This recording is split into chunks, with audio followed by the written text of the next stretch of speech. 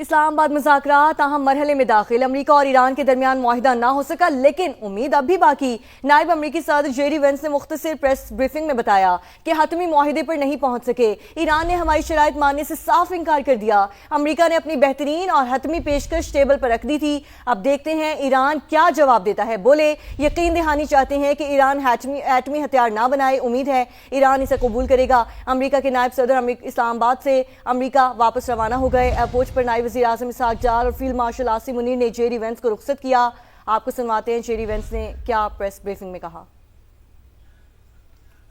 To the Prime Minister of Pakistan and to Field Marshal Munir, who were both incredible hosts, and whatever shortcomings in the negotiation, it wasn't because of the Pakistanis who did an amazing job and really tried to help us and the Iranians bridge the gap and get to a deal. We have been at it now for 21 hours, and we've had a number of substantive discussions with the Iranians. That's the good news. The bad news is that we have not reached an agreement. We've made very clear what our red lines are, what things we're willing to accommodate them on, and what things we're not willing to accommodate them on. And we've made that as clear as we possibly could, and they have chosen not to accept our terms. We need to see an affirmative commitment that they will not seek a nuclear weapon, and they will not seek the tools that would enable them to quickly achieve a nuclear weapon. We leave here with a very simple proposal, a method of understanding that is our final and best offer. We'll see if the Iranians accept it. اس پر بات کریں گے senior anchor person Nadeem ملک صاحب ہمارے ساتھ موجود ہیں۔ ندیم صاحب کیا کہیں گے،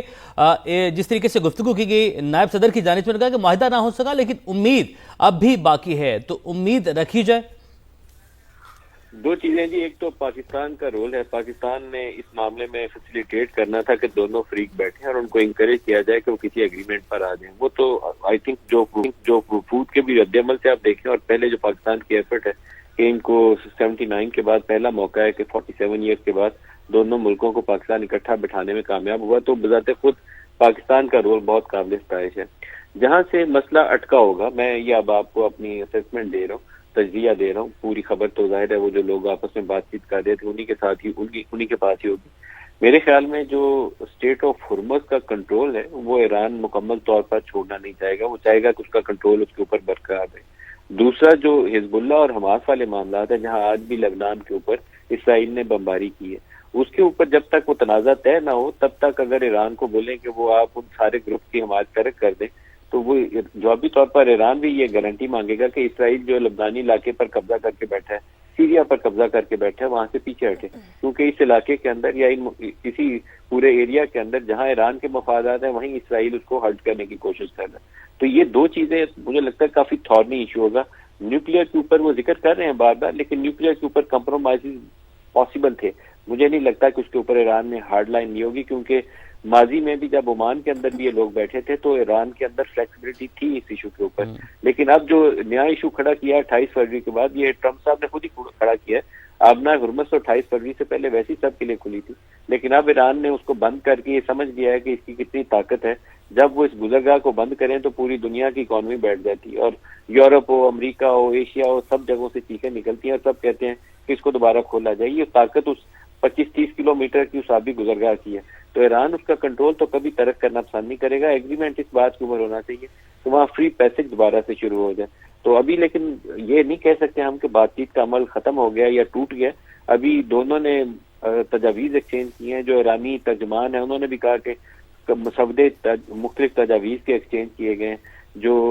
جے ڈی وینس ہیں وہ بھی یہ کہہ کر گئے ہیں کہ ہم نے فائنل آفر دے دی ہے۔ تو فائنل آفر یہ ٹاکس میں اندر یہی ہوتا ہے کہ بڑی آپ ٹف پوزیشن شروع میں لیتے ہیں، پھر آہستہ آہستہ پیچھے ہٹنا شروع کرتے ہیں۔ آئی ہوپ کہ یہ دوبارہ مل بیٹھے اور نیکسٹ راؤنڈ کے اندر جو چیزیں ان کی رہ گئی ہیں اس کے ساتھ چیزیں لے کر اور مزید آگے بڑھیں۔ یہ رابطہ ٹوٹنا نہیں چاہیے، یہ کنٹینیوشن اس کی رہنی چاہیے، چاہے ابھی پاکستان کے ذریعے ایکسچینج کریں یا کیسے بھی کریں، لیکن یہ تجاویز ایکسچینج کرتے رہیں گے تبھی سلسلہ آگے چلے گا۔ جی ندیم ملک صاحب یہ بھی کہیے گا کہ ایران کی جانب سے یہ بھی کہا گیا کہ سینکشنز کے ساتھ ہم آگے نہیں بڑھ سکتے، اسٹیٹ آف ہرمز کی وہ بات کر رہے تھے، state of Hormuz per control چاہے گا ایران تاکہ ٹیکس بھی اکٹھا کیا جا سکے۔ اب ایران کے پاس یہ ایٹامک پاور کے طور پر استعمال کر رہا ہے، کیا یہ خدشہ ہے امریکہ کو؟ جیسے کہ وہ جو ٹال لینا ہے وہ تو شاید اس کو بہت زیادہ دیر کے لیے کوئی اس کو ٹالریٹ نہیں کرے گا، لیکن ایران اپنا اس علاقے کے اوپر کنٹرول ترک نہیں کرے گا، کیونکہ اس کا کلیم یہی ہے کہ یہ جو عمان اور ایران ان دونوں کا حق ہے اس پانی کے اوپر جو آبنائے ہرمز ہے، اسٹریٹ آف ہرمز کا جو علاقہ ہے یہ ان کے بارڈر کے ساتھ جڑتا ہے اور انہی کے پانیوں کے اندر آتا ہے، انہی کی ٹیریٹری کے اندر آتا ہے۔ اب اس کے اوپر اگر تو وہ ٹال وغیرہ کے اوپر ایشو ہے تو ٹال سے تو پیچھے ہٹایا جا سکتا ہے ایران کو، لیکن مسئلہ تو یہ ہے کہ امریکہ تو یہ چاہے گا کہ ایران اس کے اوپر جو مکمل اس کی اجارہ داری ہے وہ اس کو ترک کر دے، تو ایران وہ ترک نہیں کرے گا، اس کے اوپر امریکہ کو شاید پیچھے ہٹنا پڑے۔ تو یہ آہستہ آہستہ آگے چلیں گے تو کوئی نہ کوئی راستہ، کوئی طریقہ کار ایسا نکل آئے گا۔ ایران کے پاس کچھ بھی نہیں تھا لڑنے کے لیے، اس کے پاس یا وہ میزائل تھے یا وہ شاید ڈرون تھا، اصل اس کا ہتھیار جو تھا یہ آبنائے ہرمز تھا، اور آبنائے ہرمز کے اندر امریکہ پوری طاقت رکھتے ہوئے بھی اندر جانا اس نے گھسنا پسند نہیں کیا، کیونکہ سینکڑوں جانیں اس کو قربان کرنی پڑتی، لاشیں اٹھانی پڑتی ہیں اپنے فوجیوں کی، پھر وہ اندر جا سکتے تھے، یہ نہیں تھا کہ نہیں جا سکتے تھے، لیکن اس کا کنٹرول رکھنے کے لیے بھی انہیں روزانہ کئی باڈی بیگز اٹھانے پڑتے، اتنی طاقت ہے اس چھوٹی سی جگہ کی، تو ایران اس کو آسانی سے ترک نہیں کرے گا، وہ اپنا کنٹرول اس کے اوپر برقرار رکھے گا۔ ندیم ملک صاحب کہے گا کہ اگر یہ کانفلکٹ مزید بڑھتا ہے تو عالمی معیشت پر کتنے اثرات مرتب ہوں گے اس کے؟ دیکھیے پہلے تو یہ امید رکھنی چاہیے کہ یہ سلسلہ چلتا رہے گا، آصف درانی صاحب کا تجزیہ صحیح ہے، یہ بات چیت کا سلسلہ ٹوٹا نہیں ہے، دونوں نے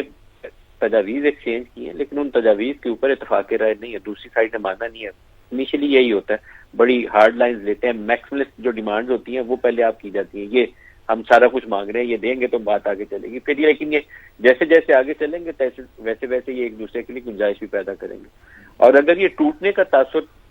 تقویت پکڑتا ہے، اگر یہ اسٹرانگ ہو جائے کہ نہیں کمپلیٹ آئسولیشن ہو گیا، ڈسکنیکٹ ہو گیا، کوئی رابطہ رہا ہی نہیں آپس میں، تو پھر تو گلوبل مارکیٹ دوبارہ وہ ان ڈیٹیل اسپن ہوگی، آئل پرائسز ایک دم سے اوپر جائیں گی،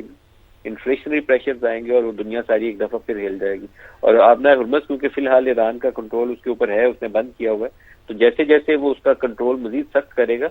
پھر آئل پرائسز کے اوپر جو پریشرز ہیں وہ پورے یورپ کو، پورے ایشیا کو اور امریکہ کو سب کو ہلائیں گے۔ تو میری امید یہی ہے کہ یہ سلسلہ آگے چلے گا، ٹوٹے گا نہیں، کیونکہ یہ بندوق کے زور کے اوپر اگر امریکہ لے سکتا ہوتا ہے ایران سے کچھ تو وہ لے لیتا 40 روز میں، ایران اگر وہ اپنے میزائلوں یا شاید ڈرون سے اگر شکست دے سکتا ہوتا امریکہ کو تو وہ بھی ان 40 دنوں میں دے سکتا۔ تو اب بیٹھنا بات چیت کی میز کے اوپر یہیں بیٹھ کے راستہ نکالنا، تو لیٹس ہوپ کہ وہ ایک ریئلسٹک پوزیشن کی طرف دونوں سائڈ آ دیں اور معاملات کو آگے بڑھانا شروع کر دیں۔ اسٹریٹ آف ہرمز کے اوپر تھوڑا سا میرے خیال میں پاکستان، سعودی عرب، ایران کو چاہیے کہ ان ممالک کو انگیج کرے، ساتھ چائنا کو انگیج کرے۔ اسٹیٹ آف ہرمز کی بندش زیادہ دیر دنیا برداشت نہیں کر سکے گی، تو ایران کی پوزیشن ایک خاص حد تک تو اس دباؤ کے لیے وہ استعمال کر سکتا ہے، لیکن اگر پرولونگ کرے گا اس چیز کو تو پھر اس کے حوالے سے اس کے لیے مشکلات پیدا ہو سکتی ہیں۔ بہت فلیکسیبل رہنا چاہیے، بات چیت جب شروع ہو جائے بڑی ہارڈ لائن نہیں لینی چاہیے ان ایشوز کے اوپر۔ ٹھیک ہے ندیم ملک صاحب، بہت شکریہ، آپ نے اپنا وقت نکالا۔